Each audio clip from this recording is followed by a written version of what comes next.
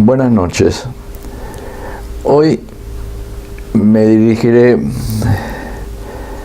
a aquellas personas que tienen la deferencia de escucharme y ver mis videos para hacer algunas, tal vez, aclaraciones o un principio de ciertas conclusiones. He subido alrededor de 42, 43 videos que yo llamo charlas, y he hecho comentarios sobre las sociedades, sobre las clases medias, sobre geopolítica. Obviamente, cuando uno habla de geopolítica tiene que hablar del país hegemónico y los países que desafían a su hegemonía, que son China y Rusia. Si bien de diversas formas, y Estados Unidos con sus aliados o cuasi aliados trata de imponerse en el planeta. Ahora bien, he hecho referencias sobre geopolítica, he hecho referencias sobre las clases, especialmente las clases medias, sobre las sociedades, y he hecho también comentarios sobre los temas relevantes, a mi juicio, de la Argentina, que es la inflación como flagelo social, económico, social, político, y comentarios sobre la guerra que tuvo la Argentina con Inglaterra, el Reino Unido.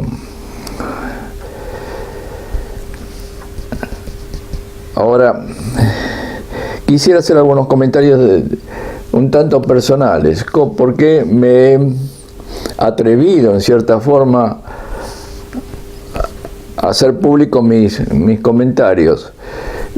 Tendría que arrancar desde mi primera infancia, cuando comencé a leer las historias de Bartolomé Mitre, las campañas de Belgrano y de San Martín, y a estudiarlos meticulosamente.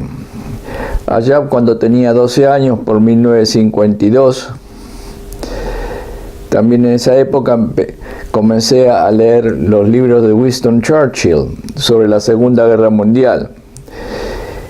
Y así fui leyendo y estudiando los planos, las tácticas, todo lo que llegaba a mis manos, tal vez hasta los 20 y algo de años. Viví en Estados Unidos 4 años, 3 años y algo, entre que fui y volví. Y por eso también tengo conocimientos de cómo es o cómo era en la década del 60 los Estados Unidos, que si bien fue cambiando, lo he seguido toda mi vida de muy cerca. Mis estudios en administración de empresas lo completé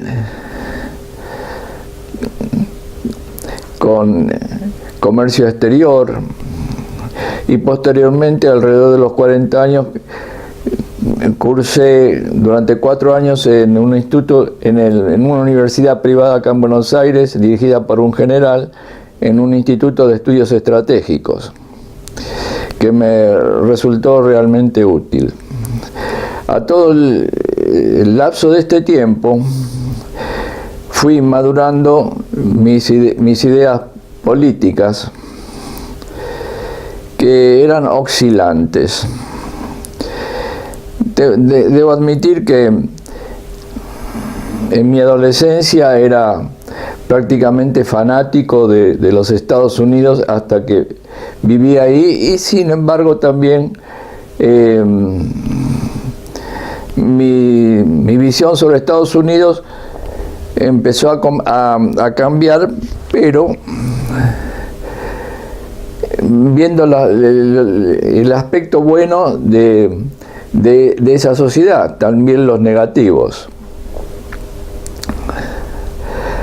Hasta que fui evolucionando y madurando intelectualmente hasta llegar a ser un crítico del sistema capitalista, y alrededor de los 40 años ya fui volcándome al marxismo.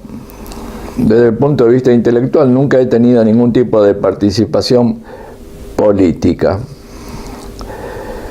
pero interpreté que para entender en ese momento la Unión Soviética había que hablar ruso, idioma que lo estudié pero que nunca lo pude terminar de dominar completamente. El colapso de la Unión Soviética fue un impacto personalmente pero también en el mundo, por la desaparición de la alternativa al sistema capitalista que se ha impuesto en el planeta. Porque cuando hablamos de Rusia o hablamos de China, son dos países capitalistas. Entonces, el conflicto ya no es más ideológico, es estrictamente de poder, y el poder involucra el dominio, pero también el dominio económico, el prevalecer. Yo advierto dentro del mundo occidental varias formas de capitalismo. Diría el capitalismo que propulsó el Reino Unido después de la Revolución Industrial en el siglo XIX, era un capitalismo abierto para poder exportar todos sus productos industriales. Entonces advierto ese tipo de capitalismo angloamericano, porque Estados Unidos es la continuación del imperio británico. En Europa, en el siglo XX, porque el capitalismo se fue desarrollando en el siglo XIX, con sus contradicciones, enormes contradicciones que provocó la Primera Guerra Mundial, y un interín hasta que las mismas contradicciones del sistema provocaron la Segunda Guerra Mundial. Pero en la Primera Guerra Mundial fue cuando se pudo hacer la Revolución de Octubre en Rusia, en el Imperio Ruso, y se abrió un capítulo increíblemente alentador, como una posibilidad de liberación de la humanidad, de este yugo de un sistema, a mi juicio, perverso, que permite que una pequeña minoría, y los adláteres, que yo siempre dije que me refería a las clases medias altas, y también clases medias, que son los que permiten, le dan sostén al sistema, le dieron sostén y lo siguen dando. Este espacio de 70 años fue como un freno, la posibilidad de tener un mundo distinto, una sociedad distinta, como se proyectaba en la Unión Soviética. Fue un freno al capitalismo, porque el capitalismo, o sea, a los capitalistas, cuando hablamos del capitalismo es una abstracción, modelo teórico, pero lo que lo aplican son las personas. Entonces son los capitalistas, los detentadores del poder económico. Y los detentadores del poder económico tienen fases. Está en la fase industrial, la fase de acumulación, la fase industrial, la fase bancaria, financiera, de las burguesías nacionales, y después la expansión planetaria.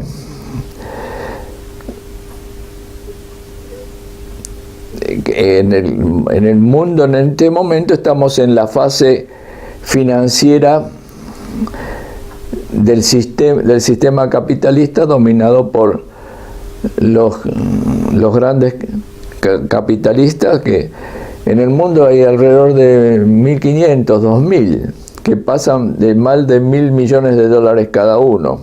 Después están los otros más modestos, que no llegan a los 1.000 millones.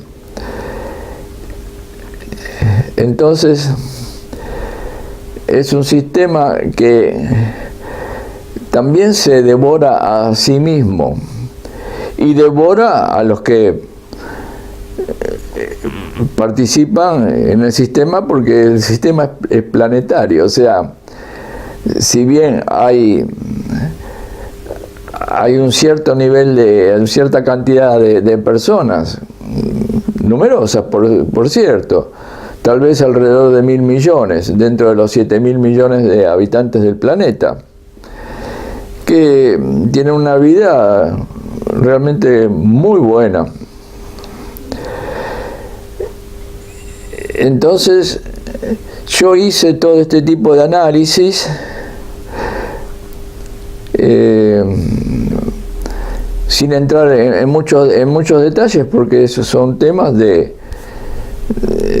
complejos y de larga explicación. Y así es como estamos en la actualidad. En la actualidad estamos obviamente dominados por el sector financiero, pero el sector financiero no es estrictamente financiero, bancario, sino también hay las grandes empresas, las grandes corporaciones, las 1.000 o 2.000 corporaciones más grandes del planeta, que dominan también sus mercados y están en conflictos entre ellos. Y los conflictos se siguen sucediendo y las crisis se siguen sucediendo, porque es un sistema que produce crisis. Ahora, Schumpeter creo que decía: el capitalismo es constructivo-destructivo, que seguramente destructivo es, pero también construye espacios para los que dominan y los que se benefician del sistema, porque hay una cierta cantidad de gente que se beneficia del sistema. Y mi pregunta es: ¿por qué no hay reacción contra este sistema? ¿Por qué, si es tan injusto, que sí lo es, sin embargo no hay reacciones? Yo diría que es la gente, el pueblo, si no son los culpables, pero sí son responsables de aceptar el sistema. O sea, el pueblo, los trabajadores subalternos, los que no dirigen, aceptan y no se rebelan. Y es notable porque en los últimos 200 años tenemos que la Revolución Rusa, tenemos la Revolución Francesa, en Inglaterra, que no fue la Revolución Industrial, pero es distinto, no produjo cambios estructurales importantes, drásticos, sí en el tiempo. Hubo intentos, como la Revolución de la República Española, antes de la Segunda Guerra Mundial. Y después tenemos intentos exitosos dentro de sus posibilidades, como fue la Revolución Cubana. Ahora, me pregunto, ¿por qué no hay más resistencias? Y generalmente es un tema que se toca muy poco, porque parecería que la gente, el así llamado pueblo, es siempre víctima de los que los explotan. Sin embargo,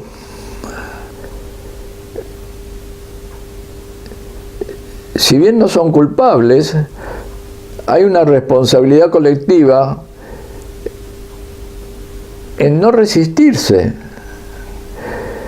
Yo esto lo digo en términos globales, porque sí, evidentemente hay personas, pero hay personas jóvenes, intelectuales, mucha gente que se resiste.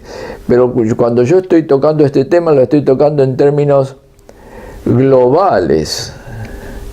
O sea que 10.000, 15.000, 20.000 personas, 100.000 personas, 200.000 personas estén en actividades de resistencia. Imaginemos un país como Estados Unidos, que tiene 330 millones de personas. La resistencia al sistema es muy débil. Ahora, hubo dos movimientos muy fuertes de resistencia, pero no era al capitalismo, sino eran problemas sociales. Uno fue con el problema de los afroamericanos, que a pesar de la guerra civil no habían conquistado sus derechos sociales, y esto fue en la década del 60.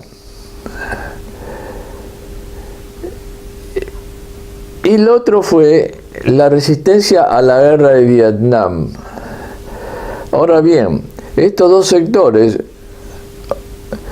los afroamericanos, como se les dice en la actualidad, en ese momento, en esa época le decían el negro, el problema negro.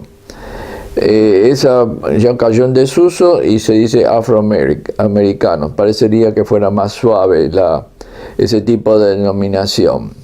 Y sí, hubo una maduración, y bueno, tenemos el caso de Luther King, que movilizó, pero ya la sociedad estaba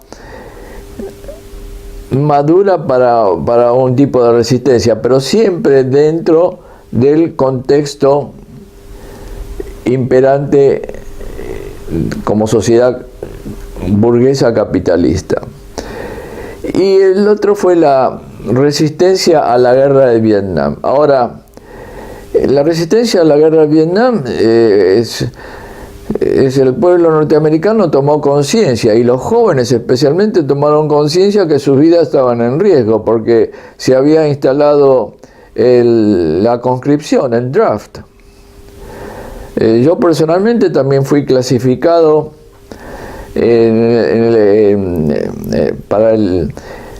como residente en Estados Unidos para ser incluido o incorporado en las fuerzas armadas norteamericanas, pero por cuestiones personales regresé a la Argentina. Y ahí sí la gente se movilizó, la juventud se movilizó, porque veían todas las noches en los noticiosos cómo volvían los jóvenes en bolsas, los jóvenes que habían muerto. Entonces, ¿qué quiero puntualizar? Que la gente solamente en general se moviliza cuando están afectados en forma directa.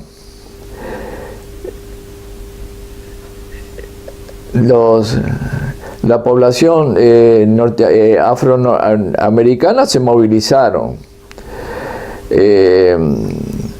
La juventud se movilizó y después fue la sociedad que acompañó, porque los jóvenes forman parte de la sociedad, obvio. Tienen familias y la gente tomó conciencia que esa guerra sí era injusta, pero lo que los motivaba en el fondo era que estaban ya en riesgo directo.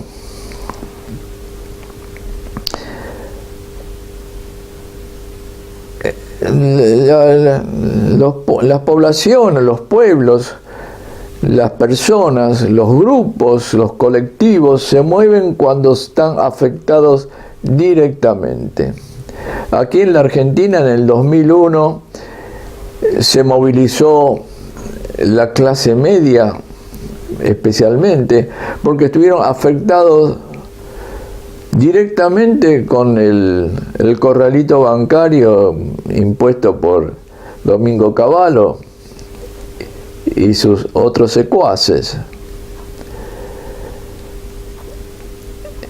Entonces,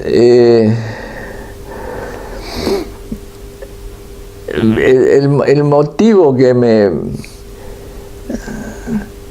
impulsa a hablar de esta forma es porque yo veo permanentemente que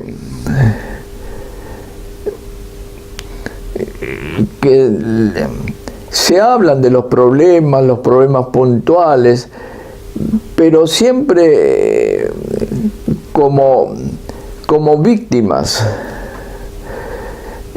Y también hay que puntualizar que la gente es responsable por las cosas que suceden.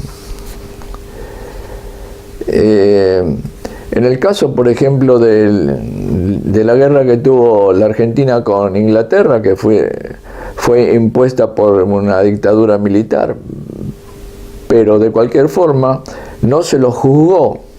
O sea, los culpables, la culpa es individual, pero la responsabilidad es colectiva.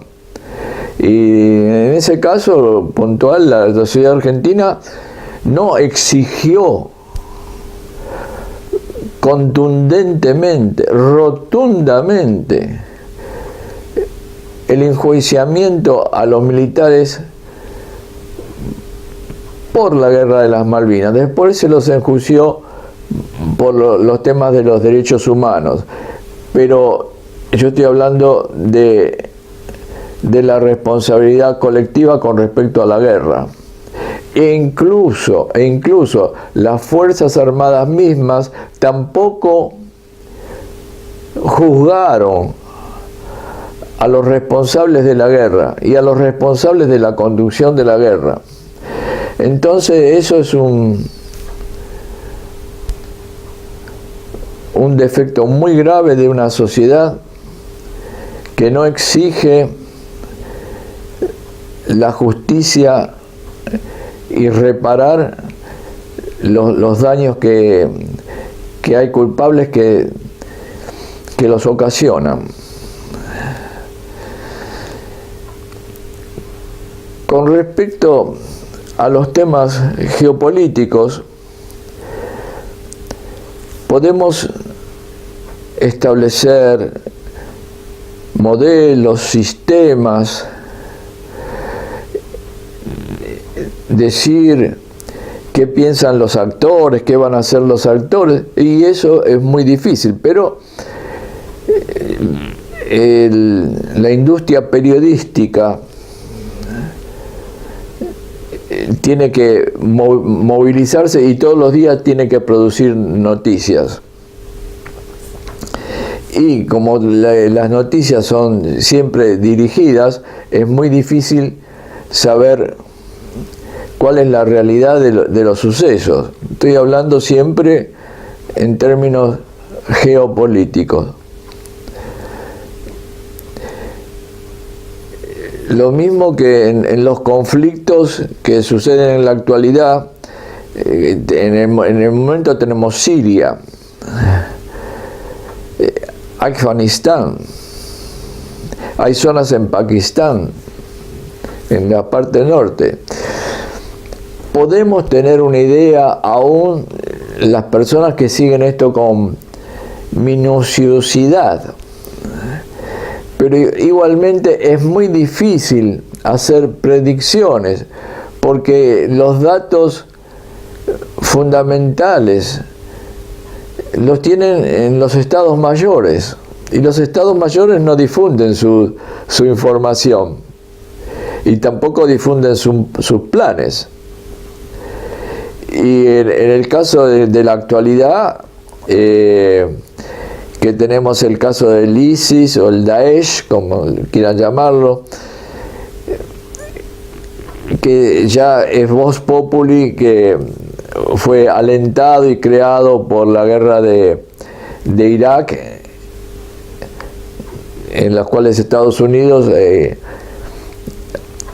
en contravención de la Carta de las Naciones Unidas, invadió Irak.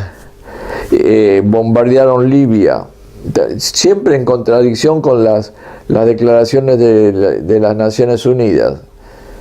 Pero eso es irrelevante porque el poder dicta, el poder que tiene Estados Unidos en este caso. Si fuera el poder, los chinos también dictarían, impondrían en forma directa, indirecta, explícita, implícita su voluntad, por lo menos tratarían. O sea, que Estados Unidos no es el mal per se, sino son las circunstancias del poder que mueven a las naciones y a los que tienen realmente, los que dirigen, o sea, las minorías, alguien le dice las élites, o en inglés the ruling classes, o las minorías dominantes. En español parecería que la minoría dominante sería un término más correcto.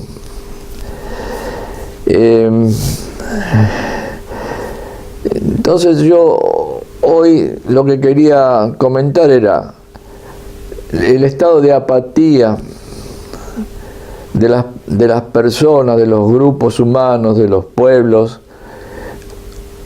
en cuanto los problemas no los afectan en forma directa. Pero los demás, a los que los afectan, por ejemplo, tomando el caso de los palestinos. Sin embargo, los otros, la umma, creo que le dicen, o los hermanos árabes, los dejan solo. Entonces, ellos se resisten, este pueblo es heroico, se resiste. Pero están solos. Tienen cierto apoyo, pero no el apoyo contundente que se necesita para poder establecer una oposición al Estado que los domina, que en este caso es Israel. Y que se maneja con mucha habilidad diplomática, y bueno, ya sabemos que tienen unos recursos cuantiosos. La dominación de la casa o los clanes de Rothschild, los clanes Rockefeller y otros tantos que dominan los mercados en Londres, en New York, en Europa en general, que obviamente, y también con la influencia que tienen en Estados Unidos, que es el aspecto político del sionismo internacional, que tiene un poder tremendo, económico, financiero y político también. Entonces, ese es las minorías dominantes en la sombra.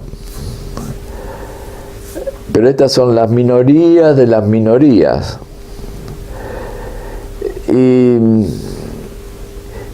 no hay una reacción. No.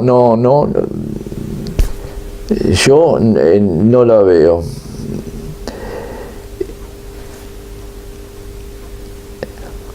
Cuando Estados Unidos invadió Irak, si bien todos los condenaron, Estados Unidos se salió con la suya. Lo mismo que en Libia. Y está tratando de imponer su voluntad como en Siria. Ahora, todos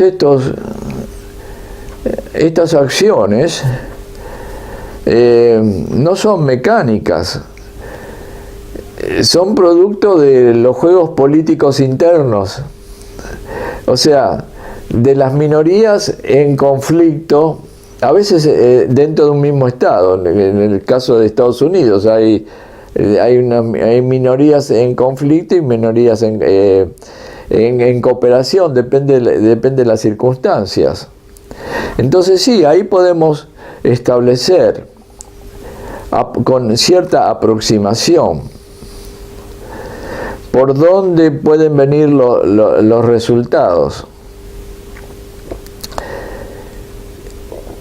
En la actualidad está el aspecto político de Estados Unidos está absolutamente convulsionado por el presidente que han elegido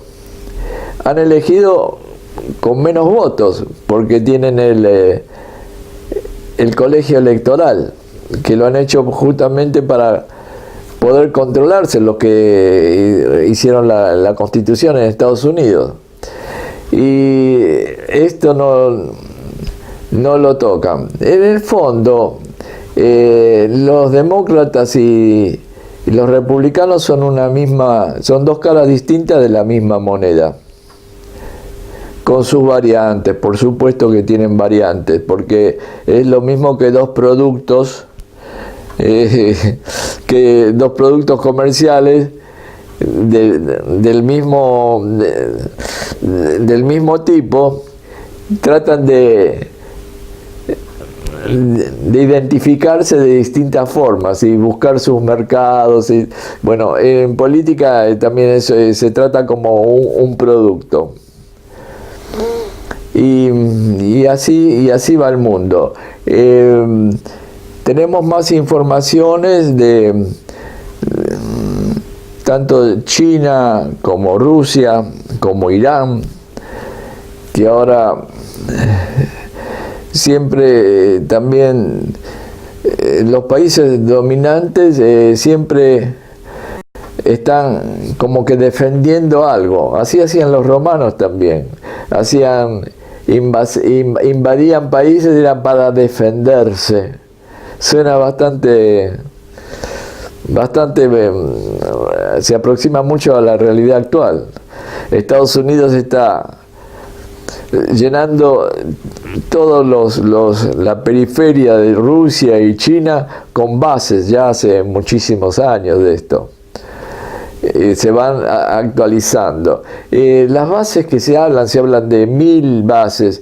Están las bases muy fuertes, pero después son puntos de apoyo, porque desde el punto de vista militar lo que necesitan son puntos de apoyo para poder desplazar sus fuerzas.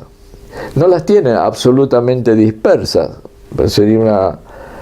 no tendría mucho sentido. Y se habla también de que el costo enorme de las Fuerzas Armadas norteamericanas, sin embargo, están dentro de los porcentajes de gasto de la mayoría de los países importantes. Yo cuando me refiero a los países importantes, los países que cuentan. Después están los otros que están ahí, pero que no cuentan en el contexto internacional.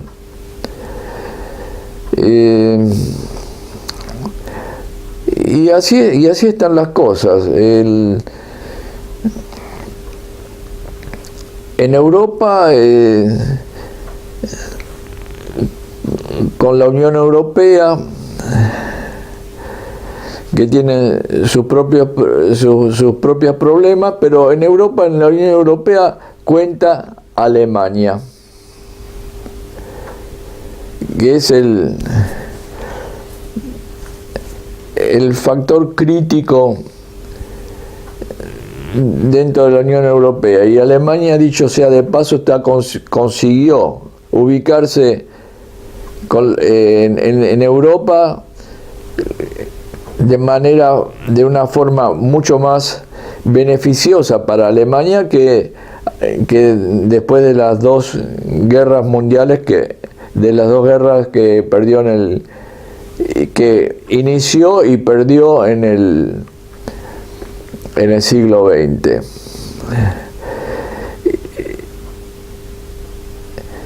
Y yo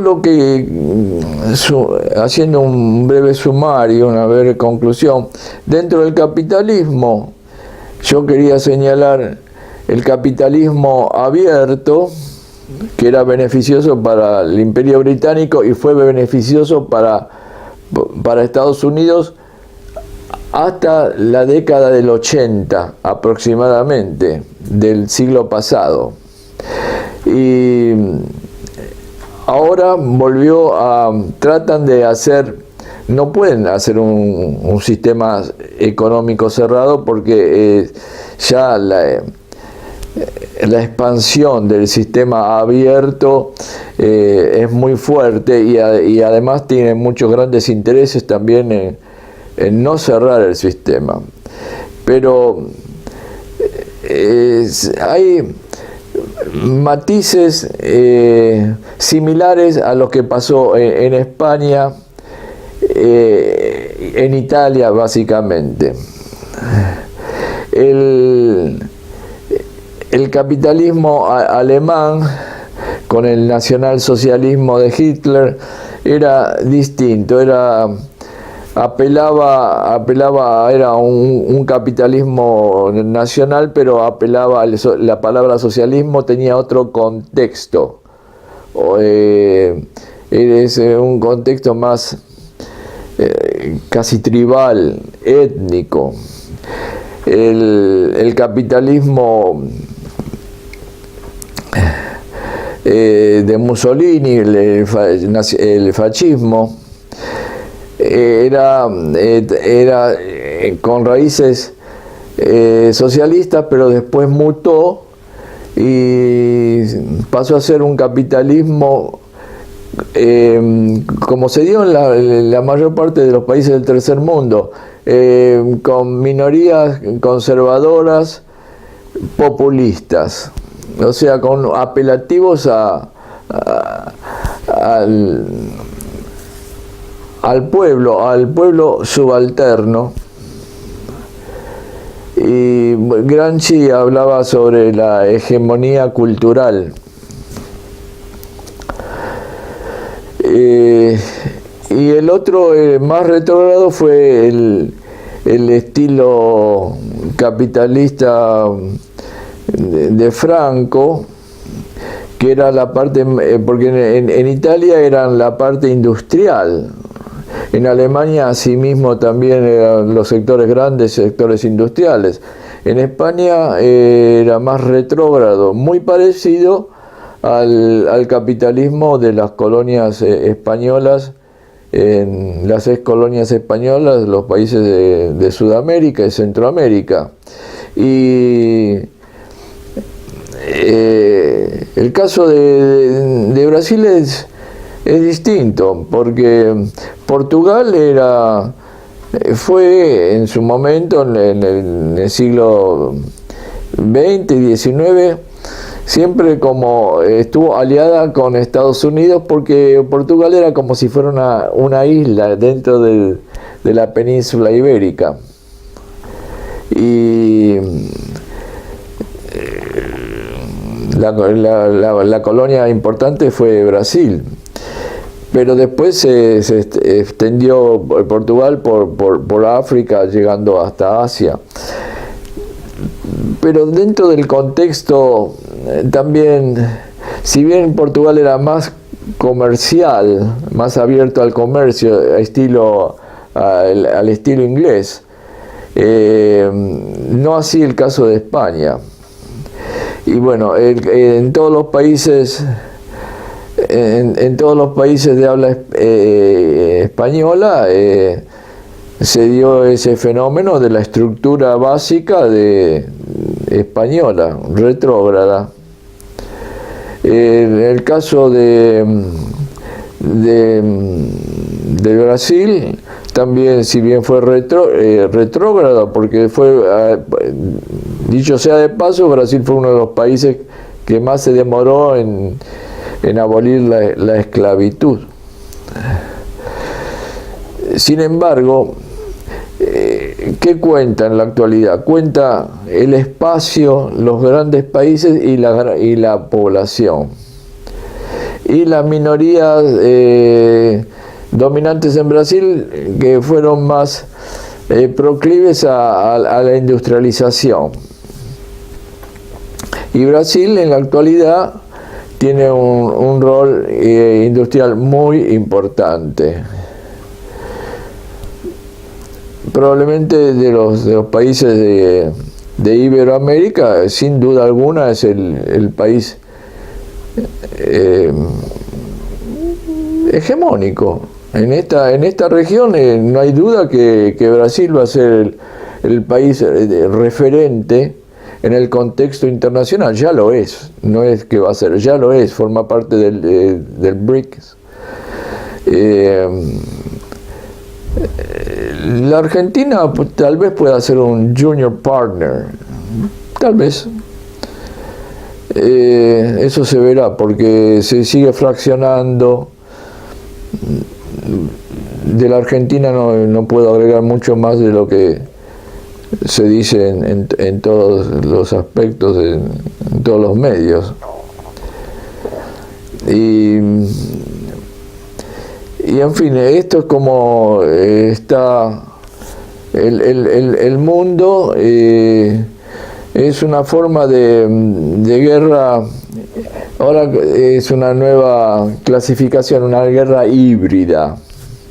O sea, incluso ya está en la parte de cibernética, económica, mediática, respaldada por el poder militar. Y todo esto es, en grandes lineamientos, el mundo que nos toca vivir. Que ninguno de los participantes tiene interés en hacer una guerra directa, frontal, sino desgastar al oponente. En el caso de la Argentina,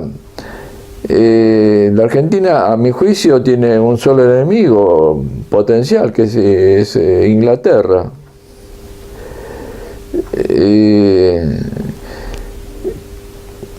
Que están siempre, no es ninguna novedad, lo decía Winston Churchill, la Argentina había que debilitarla, y los argentinos colaboran en debilitarse también, dividiéndose en increíbles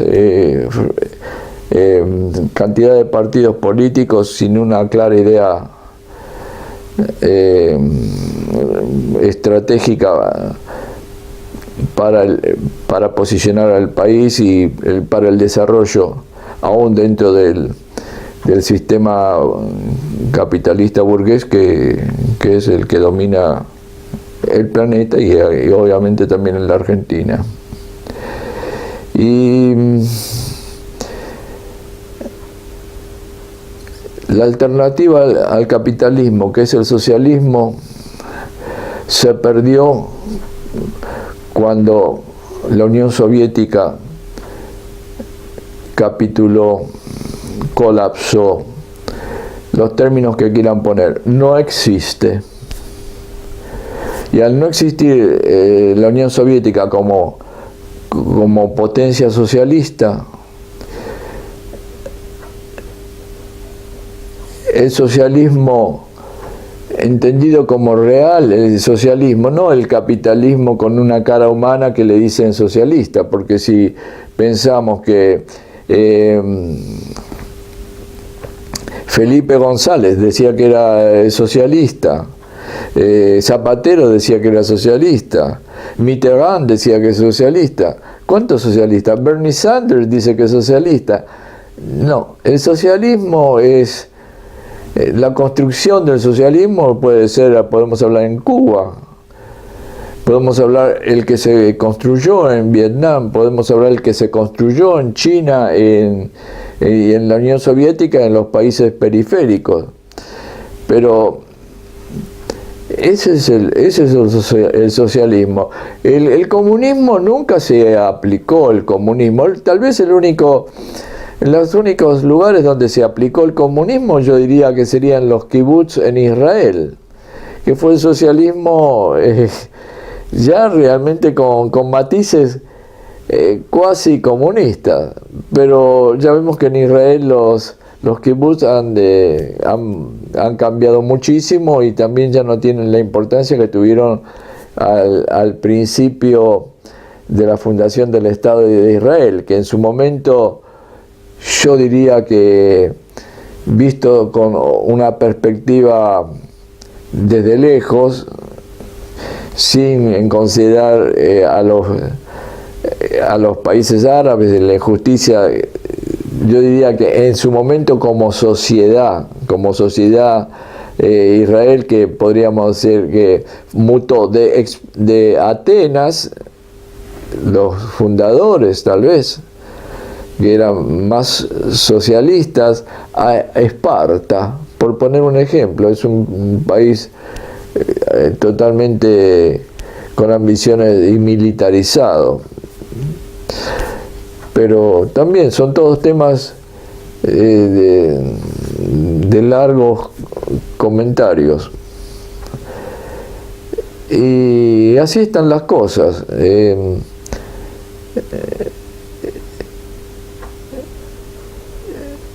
1.000 millones, 1.500 millones de personas, tal vez, que hacen una vida razonablemente buena, muy confortable, sin duda alguna, sin duda alguna. Y no hablemos de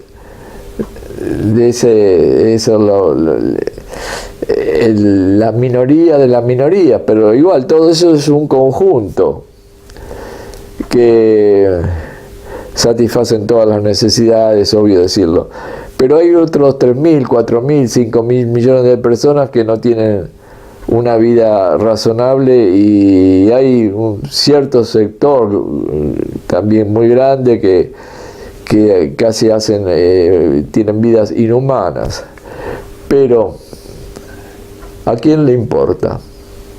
A los que les sucede. Y muchas veces lo que les sucede tampoco toman conciencia de lo que les sucede, porque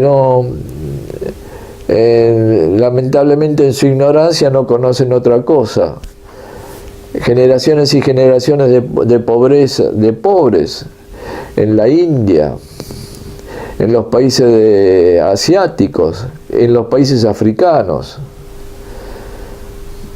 mismo en el continente, en el mundo de habla hispana. Pero no es la pobreza que hay en la India ni la pobreza que hay en África. Sin embargo, está. y así va el mundo. Y eso es lo que yo hoy quería comentar.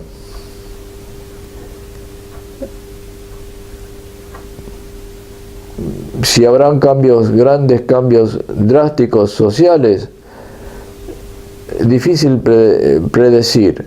Lo que probablemente venga por el lado de los problemas climáticos y por la destrucción del mismo sistema capitalista, o sea,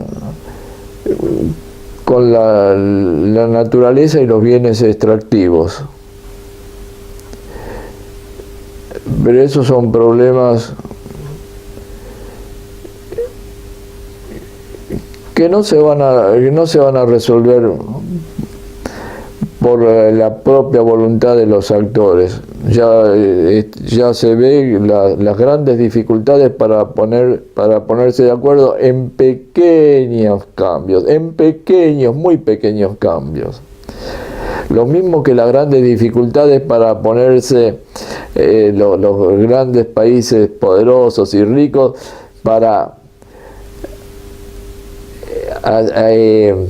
hacer ayuda a los más necesitados. Creo que hablaba del 0,10 de un punto del producto, y nunca pudieron llegar. Así que el egoísmo está ahí. La falta de solidaridad está ahí. Y así estamos. Gracias.